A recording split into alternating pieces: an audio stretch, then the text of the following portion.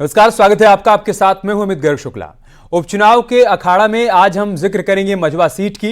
इस सीट पर पिछले 2 विधानसभा चुनाव से बीजेपी का दबदबा रहा है।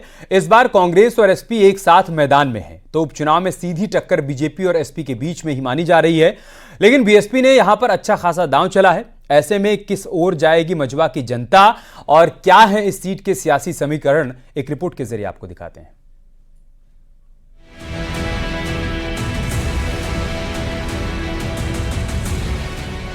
पांच विधानसभाओं वाले मिर्जापुर जिले के मझवा विधानसभा का एक अपना अलग इतिहास है। इस सीट पर कांग्रेस और बहुजन समाजवादी पार्टी का दबदबा रहा है। समाजवादी पार्टी की कभी जीत नहीं हुई। यहां से विधायक बनने के बाद नेता मंत्री हुआ करते थे, लेकिन 1993 के बाद मंत्री का ताज छिन गया और क्षेत्र विकास के दौर से काफी पीछे रह गया। समीकरण बदल रहा है और लोग जागरूक भी हो रहे हैं, वो किसी भी जाति धर्म संप्रदाय के हों। और अब इस बार का समीकरण त्रिकोणीय है और कौन जीतेगा कौन हारेगा यह कहना तो बड़ा मुश्किल है।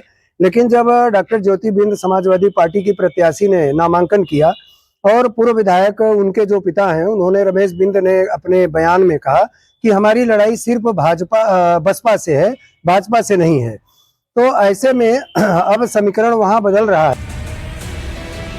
इस बार चुनावी फाइट की बात करें तो बीजेपी ने यहां से सुचिस्मिता मौर्य को मैदान में उतारा है, तो वहीं समाजवादी पार्टी ने इस बार यहां ज्योति बिंद को मौका दिया है। उधर बीएसपी ने भी यहां अपना दांव खेला है और ब्राह्मण प्रत्याशी दीपक तिवारी को मैदान में उतारा है। तो पूरी तरह से आश्वस्त और पिछले रिकॉर्ड को आगे तोड़ करके हम लोग जाएंगे। ज्योति बिंद है आपकी प्रतिद्वंदी, सपा से है, ठीक है, वो डॉक्टर हैं, आपने एमबीए की हुई है। कितना कॉन्फिडेंस, रमेश बिंद भी कॉन्फिडेंस मांग रहे हैं, वो भी वहाँ पे 3 बार जमीनी स्तर पता है, जातिगत आंकड़ा आप भी जानती हैं। इतने में आप क्या कहेंगे इसको लेकर? भारतीय जनता पार्टी हमेशा विकास का कार्य करती है और उसी कार्य के आधार पर हम सभी लोग जीत के लिए आश्वस्त है और आगे बढ़ेंगे। नाराजगी कैसे दूर करेंगे? निषाद पार्टी दिख नहीं रही है, किसी से हमसे नाराजगी नहीं। मेरी लड़ाई मझवा के विकास के लिए है, उनकी भलाई के लिए है, उनके नाती पोतों के लिए है, उनके बच्चियों के लिए है। और मैं मानती हूँ और मेरा विश्वास है कि मझवा के लोग अपनी बेटी और बहन को कभी निराश नहीं करेंगे। वो उसको मौका देंगे विकास करने के लिए, उसके साथ खड़े रहेंगे डट के। भाजपा और सपा पहले आपस में लड़के आएगी, कौन दूसरे या तीसरे पे आएगा। हाँ। पहले पे नहीं है, दोनों पहले रमेश बिंद पे दांव लगाती है सपा, फिर उनकी बेटी पे अब दांव लगा रही है। हाँ। क्या आप जमीनी विधानसभा में डॉक्टरों का खेल समाप्त हो चुका है, फर्जी डॉक्टर बहुत घूम रहे हैं। ऐसे क्या मुद्दे रहेंगे, किन मुद्दों पे आप चुनाव? विकास का है, क्षेत्र में विकास का मुद्दा। जातीय समीकरण की बात करें तो यहाँ पर करीब 4 लाख मतदाता हैं। इनमें सबसे अधिक ब्राह्मण मतदाता हैं, इसके बाद दलित और बिंद समाज की संख्या है। ब्राह्मण मतदाता करीब 87,000 है, दलित मतदाता करीब 64,000, वहीं बिंद करीब 62,000 है। यादव की बात करें तो यहाँ पर 36,000 यादव मतदाता है, मौर्य 33,000 और अन्य करीब 1 लाख मतदाता है। जातीय समीकरण को देखते हुए सपा ने बिंद उम्मीदवार ज्योति बिंद को चुनावी मैदान में उतारा है। बीएसपी की बात करें तो यहाँ पर ब्राह्मण चेहरे दीपक तिवारी को चुनावी मैदान में उतारा है।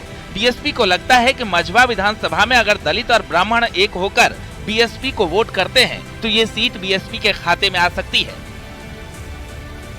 बीजेपी की बात करें तो बीजेपी ने पूर्व विधायक सुचिस्मिता मौर्य को चुनावी मैदान में उतारा है। सुचिस्मिता ओबीसी वर्ग से आती हैं, जो यादव मुस्लिम छोड़कर ब्राह्मण वोट और कुछ हद तक बिंद वोट में संध लगाती दिख रही हैं। तो हम यहाँ पूरा दुनिया मान के चल रही है कि सीधी भाजपा और सपा की लड़ाई है। आप भी मान रहे हैं, आप भी से प्रश्न इसी तरीके के कर रहे हैं कि सपा और भाजपा की ही लड़ाई है पूरे 9 सीट पर। बात सही है। अब आपको हम ये बतावें कि ये बिंद लड़ाके क्या तीर मारने जा रहे हैं। बिंद भी हो जाए, यादव भी और मुसलमान भी लपटिया जाए, तीनों लोग अगर ये पूरा हो जाए तब भी ये चुनाव जीतने की स्थिति में नहीं है। अगर यही स्थिति है तो बसपा का 2 बड़ी जातियां बसपा के साथ खड़ी हुई। हालांकि ये सीट पहले भी एनडीए के खाते में रही है, लेकिन इस बार जिस तरह से पार्टियों ने जातीय समीकरण सेट किया है उससे चुनाव काफी दिलचस्प दिखाई दे रहा है। माना जा रहा है कि इस सीट पर भी बीजेपी और एसपी की सीधी टक्कर होगी, लेकिन बीएसपी ने जो ब्राह्मण कार्ड खेला है उससे समीकरण बदल सकते हैं। हालांकि जो यहाँ पे लोग हैं वो अभी भी इस बात को ज्यादा जोर दे रहे हैं कि बीजेपी की सरकार में विकास हुआ है और हम उसी विकास को लेकर के वोट करेंगे। लेकिन ये तो आने वाला समय बताएगा कि क्या विकास के नाम पे वोट पड़ता है या जाति धर्म के आधार पर एक बार फिर जनता वोट करेगी। सुमित गर्ग, न्यूज 18 मिर्जापुर। मझवा के जातीय समीकरण को देखते हुए यहां पार्टियों ने उम्मीदवार उतारे हैं, लेकिन यहां की जनता के मन में क्या है वो जानना भी जरूरी है। रिपोर्ट देखें। ये महवा गांव है और ये जो गांव है यहाँ पे ज्यादातर खेती करने वाले लोग हैं, जो सब्जी की ज्यादा यहाँ पे उगता है और ये एक छोटा सा गांव है। इस गांव में हम पहुंचे हैं और जानने के लिए कि इस बार क्या कितना यहाँ पे विकास हुआ है। ये बताइए, क्या नाम है आपका? विनय कुमार उपाध्याय। अच्छा विनय, ये बताओ किससे आप अभी युवा वर्ग हो, तो क्या आपकी सोच है कि यहाँ पे कितना विकास हुआ, क्या मुद्दे आप लोग रहे? देखिए, मुद्दे की बात करें तो सबसे पहली बात तो ये है कि अभी तक जिसने भी काम किया, लोकपति त्रिपाठी से अच्छा किसी ने काम ही नहीं किया। सबसे अच्छा हमारे यहाँ विधायक जो है लोकपति त्रिपाठी थे। उनके बाद कोई विधायक जो भी बना, रमेश बिंद भी आए, उनका 2 कौड़ी का काम रहा, उन्होंने कोई काम नहीं किया। मतलब ग्राउंड लेवल का आदमी नहीं है वो। क्या सोचो, वोट देना है तो क्या करोगे? देंगे, जिसको जीतेगा उसको दे देंगे। विकास हुआ है? अब विकास हो या नहीं होगा, अब भाई हम लोग को जनता है, हम लोग को देंगे। क्या सोचा है कि इस बार हमें वोट देते समय हमें इस बात का ध्यान रखना होगा? हमने सोचा जो विकास करेगा उसको हम जिताएंगे। कौन किया विकास अभी तक? अभी तक तो यहाँ पे कोई ऐसा विधायक नहीं है जो है मझवा विधानसभा में हम विकास कर सके या विकास का नाम दिखा सके। मुद्दे यही है कि बीजेपी सरकार जो है सबसे बढ़िया काम किया है। क्योंकि वो किसानों का लोन भी माफ किया और 2000 रुपये तीसरे महीना दे रही है। जो विकास करेगा उसी को वोट समझेंगे। विकास आपको लग रहा है कि हो रहा है? हाँ, हो रहा है, विकास हो रहा है। हमारे साथ और भी किसान हैं, क्योंकि ये जो क्षेत्र है वो पूरा किसान बेल्ट है और यहाँ पे खेती ज्यादा होती है। जो वो भी खासकर अलग अलग सीजन की जो खेती होती है वो यहाँ पे होती है। इसलिए हम इस स्थान पे आए कि मेन जो किसान को लेकर के बातें होती थी और मेरा यही मकसद था जानने का कि किसान वोटर जो है उसका क्या रुख है। हमारे साथ भी और चाचा, क्या नाम है आप? ज्ञानधर उपाध्याय। क्या करते हैं आप? किसानी करते हैं। कैसी चल रही किसानी आप? ठीक चल रही है। और फसल क्या? फसल यही धान का फसल है इस वक्त। बिक जाता है फसल? बिकने के लिए तो जो है बिकेगा ही, सरकारी जो है योजना है सरकार का जो है तो बिकेगा ही। अच्छा, चुनाव हो रहा है जी, तो क्या इस बार आपकी सोच है, क्या लग रहा है, समीकरण कहाँ जा रहा है? देखिए, समीकरण का समस्या यह है कि जो है हम लोग जो है बीजेपी छोड़ दूसरे पार्टी को देंगे नहीं। हम लोग यंग बॉडी हैं और हम लोगों का यंग सोच है।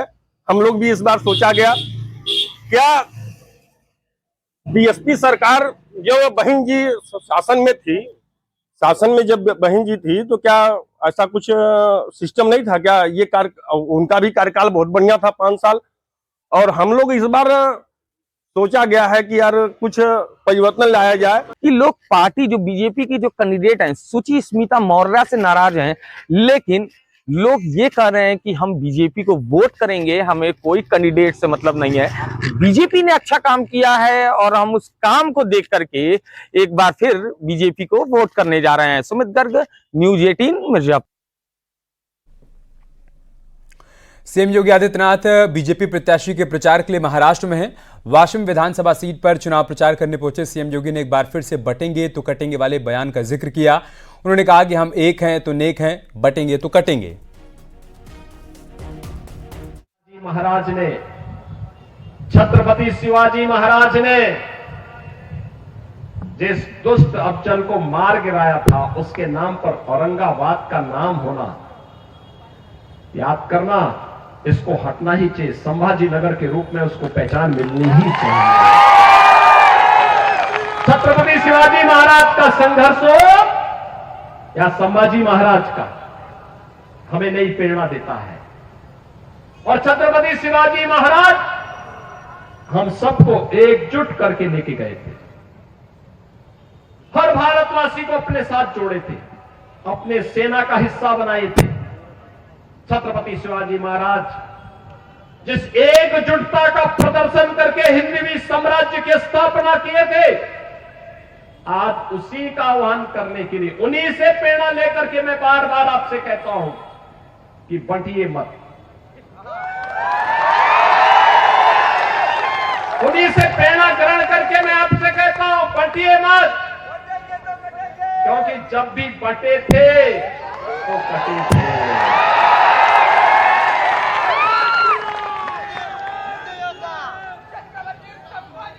एक है तो नेक है, एक है तो सेफ है, और बटे थे तो कटे थे।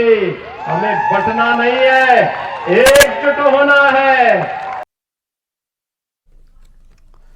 पीएम मोदी ने डोनाल्ड ट्रंप को बधाई दी है। अमेरिकी राष्ट्रपति चुने जाने पर बधाई दी है। ऐतिहासिक जीत पर मेरे दोस्त को बधाई, ये लिखा है पीएम मोदी ने। भारत और अमेरिका के रिश्ते मजबूत होंगे, वैश्विक शांति के लिए मिलकर काम करेंगे। इन तमाम बातों का जिक्र पीएम मोदी की तरफ से किया गया है। डोनाल्ड ट्रंप को ऐतिहासिक जीत पर पीएम मोदी ने बधाई दी है और साथ ही साथ ये भी कहा है कि मेरे दोस्त को जीत की बधाई। भारत और अमेरिका के रिश्ते और मजबूत होंगे, वैश्विक शांति के लिए हम मिलकर काम करेंगे।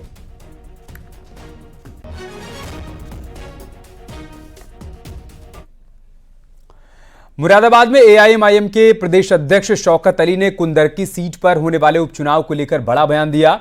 एआईएमआईएम के प्रत्याशी हाफिज मोहम्मद वारिस के चुनाव प्रचार के दौरान बोले शौकत अली, बीजेपी प्रत्याशी रामवीर सिंह को जालीदार टोपी इन दिनों खूब भा रही है।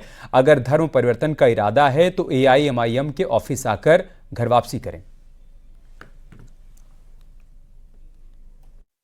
साइकिल पंचर है, कमल को भी कीचड़ में डाल दो।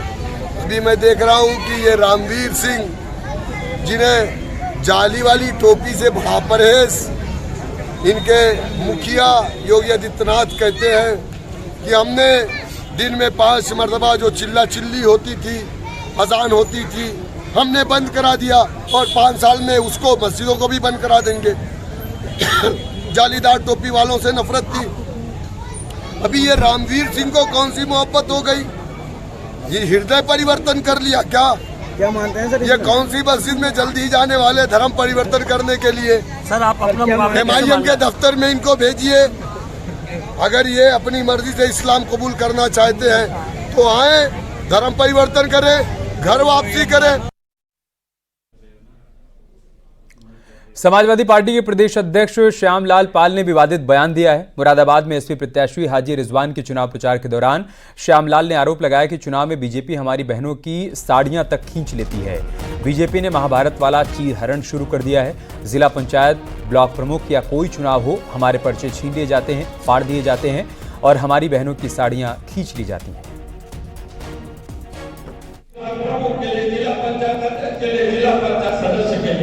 तो हमारे पर्चे छीन लिए जाते हैं, फाड़ लिए जाते हैं, हमारी बहनों साड़ियां खींच ली जाती हैं। इसलिए संदेश अपने उन बहनों के पास पहुंचा देना जो आने वाले दिन में पंचायत के चुनाव में अपने नेताजी ने सम्मान देने का किया। बीजेपी ने अखिलेश के अंग्रेजों वाले बयान पर पलटवार किया। बीजेपी के प्रवक्ता एहसन सिंह ने कहा कि मुगलों और अंग्रेजों की आत्मा एसपी में समा गई है, इसलिए इनके विचार मुगलों और अंग्रेजों जैसे हो गए हैं। देखिए, हम लोग तो बचपन से यही पढ़े, यही जाने और यही समझे सुने हैं कि भारत में 2 आत्माएं रुक गईं और दोनों किसी न किसी पार्टी में घुस गई। अंग्रेजों की आत्मा कांग्रेस में समाई है और मुगलों की आत्मा सपा में। अब मुझे लग रहा है कि अखिलेश जी की दोस्ती क्या राहुल जी से हुई कि अंग्रेजों वाली आत्मा राहुल जी ने सपा को ट्रांसफर कर दी। और एग्जाम्पल भी देख लीजिए, अंग्रेजों को किससे दिक्कत थी? भारत की संस्कृति से। मुगलों को भी दिक्कत थी, हिंदुओं से दिक्कत थी, पूजा पद्धति से दिक्कत थी, मंदिरों से दिक्कत थी। अंग्रेज भी निहत्थों पर गोली चलाते थे और समाजवादी पार्टी भी चलाती है। मुरादाबाद में न्यूज 18 की खबर का बड़ा असर हुआ है। पुलिस ने एसपी सांसद रुचिवीरा के पीआरओ अब्दुल गनी को गिरफ्तार किया। प्लॉट पर कब्जा करने और विरोध करने पर मारपीट कर फायरिंग करने के आरोप में गिरफ्तारी हुई है। एसपी सांसद के पीआरओ अब्दुल गनी की दबंगई का एक वीडियो वायरल हो रहा था। न्यूज 18 ने इस खबर को प्रमुखता से दिखाया। पीड़ित फरहान सरताज की शिकायत पर एसपी सांसद के पीआरओ अब्दुल गनी समेत 2 नामजद और 5 अज्ञात के खिलाफ मुकदमा दर्ज किया गया।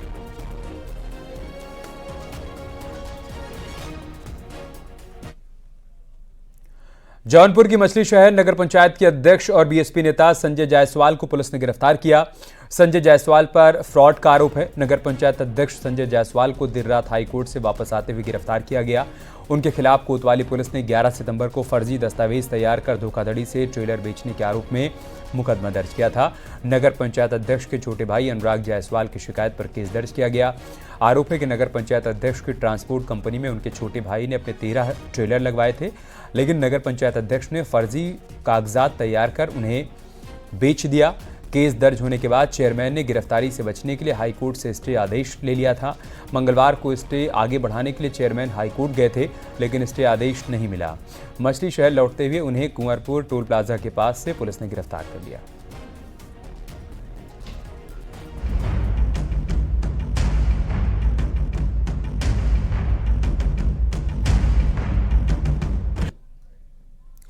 प्रयागराज में जनवरी 2025 में होने जा रहे महाकुंभ के पहले पेशवाई और शाही स्नान का नाम बदले जाने की चर्चाएं हो रही हैं। अखिल भारतीय अखाड़ा परिषद के एक गुट ने इस मामले में बैठक कर प्रस्ताव बनाकर सरकार को भेजने की बात कही थी, लेकिन इससे पहले ही अखाड़ा परिषद के दूसरे गुट ने पेशवाई और शाही स्नान का नाम बदल दिया है। महानिर्वाणी अखाड़े की ओर से जो कार्ड छपवाया गया है उसमें पेशवाई और शाही स्नान का नाम बदलकर नया नामकरण किया गया है। आमंत्रण पत्र में पेशवाई की जगह कुंभ मेला छावनी प्रवेश यात्रा कर दिया गया है, जबकि शाही स्नान की जगह पर कुंभ अमृत स्नान नाम दिया गया है। हमारे यहाँ आपसी सहमति और बातचीत करके हमारे अखाड़े में जो शाही पेशवाई की जगह कुंभ मेला प्रवेश शोभा यात्रा किया गया है और शाही स्नानों की जगह प्रथम कुंभ अमृत स्नान, द्वितीय कुंभ अमृत स्नान और तृतीय कुंभ अमृत स्नान के नाम से अब की बार कार्डों में हमने छाप करके और सब जगह प्रेषित किया है, क्योंकि यही नाम हमको उचित लगे। और इसी का विवरण हमारे पत्राचार में है, जो कि आमंत्रण पत्र जो कुंभ मेले के अवसर पर सब जगह वितरित किए जाते हैं, तो उसमें कुंभ अमृत स्नान है प्रथम, कुंभ अमृत स्नान द्वितीय और कुंभ अमृत स्नान तृतीय, इस नाम से किया गया है। मुस्लिम स्कॉलर फाजिल अहमद ने इसको लेकर तंज कसा है। उन्होंने आरोप लगाया है कि बीजेपी को खुश करने के लिए ऐसा किया जा रहा है।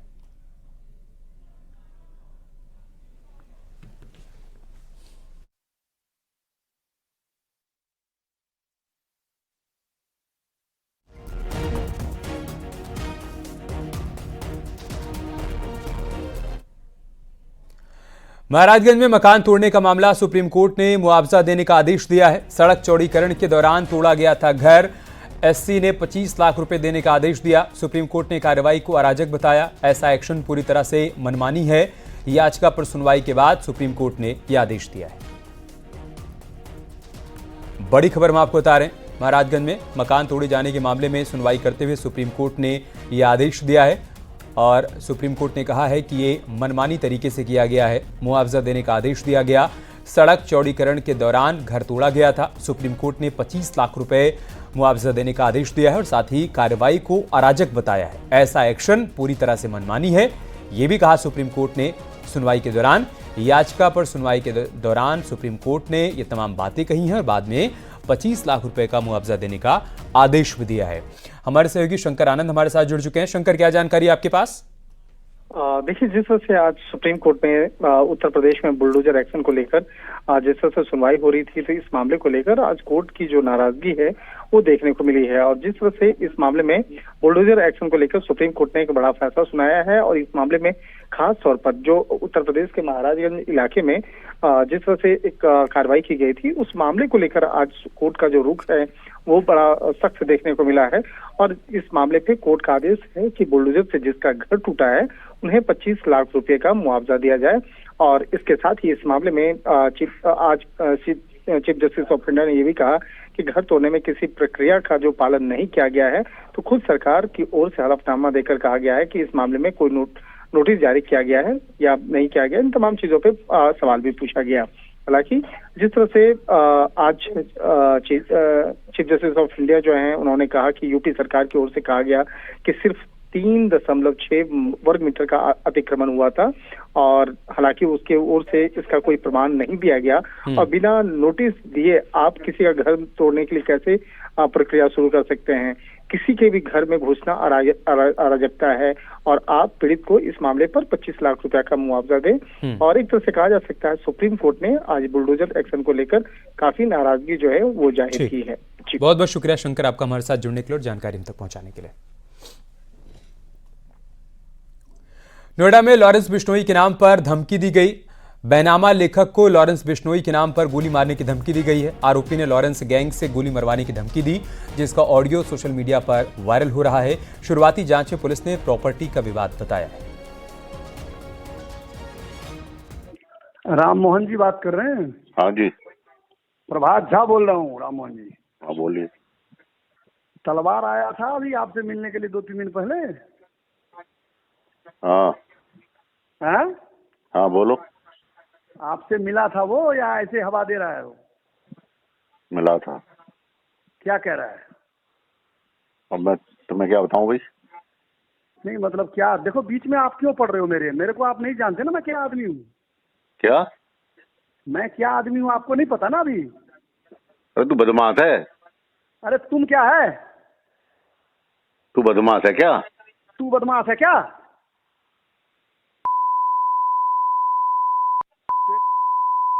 पटापट पटापट। तू अपने दिमाग से निकाल दे इस बात को। तू सुन, तेरे जैसे पिल्ले मेरे को बहुत हैं। सुन, ऐसा गोली मारूंगा लॉरेंस ग्रुप के आदमी के साथ। हाँ तुम्हारे बीच में पड़ रहा है। फिरोजाबाद में सवारियों से भरी बस बिजली के खंभे से टकराकर पलट गई। इस हादसे में 16 यात्री घायल हो गए। घायलों में 2 की हालत गंभीर है। इन्हें आगरा रेफर किया गया है।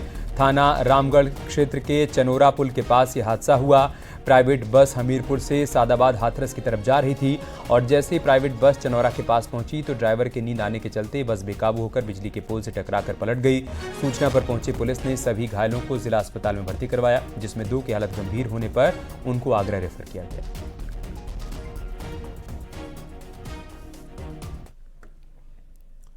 बांदा में तेज रफ्तार 2 बाइक की भिड़ंत हो गई। 2 लोगों की मौत हो गई और 2 लोग गंभीर रूप से घायल हो गए।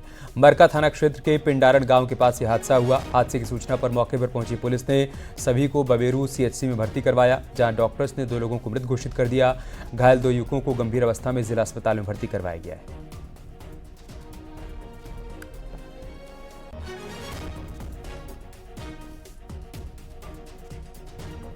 और ये बहुत बड़ी खबर बांदा से हम आपको बता रहे हैं, जहां पर तेज रफ्तार 2 बाइक की भिड़ंत हो गई है। 2 लोगों की जान चली गई है, 2 लोग गंभीर रूप से घायल हो गए हैं।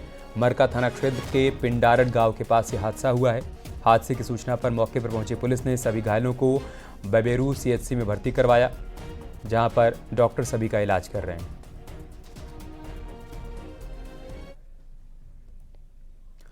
अमेठी में जमीन के विवाद में 2 पक्षों के बीच खूनी संघर्ष हो गया। दोनों पक्षों में लाठी डंडे चले, धारदार हथियार से हमला किया गया।